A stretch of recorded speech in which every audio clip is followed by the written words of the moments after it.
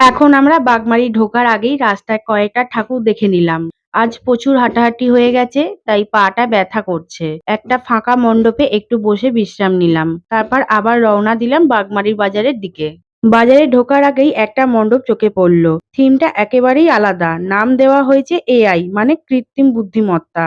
পুরো মণ্ডপটা সাজানো হয়েছে প্রযুক্তি আর ভবিষ্যতের ছোঁয়ায়। আলোয়, রং ও ডিজাইনের মিশ্রণে এক যেন অন্যরকম জগৎ তৈরি করেছে। সত্যি অসাধারণ লেগেছে। এবার এসে পৌঁছে গেলাম বাগমারীর বাজারে। এখানকার মণ্ডপটা একেবারে সাদা মার্বেলের মন্দিরে আদলে তৈরি করা হয়েছে, যেন এক শান্তির ছোঁয়া। পুরোটা ভাস্কর্য ও আলোর কাজ দিয়ে সাজানো। দেখে মনে হচ্ছিল যেন স্বর্গীয় সৌন্দর্যের সামনে জীবন্ত হয়ে উঠেছে। ব্যাস, আজ অনেক ঠাকুর দেখা হয়ে গেল।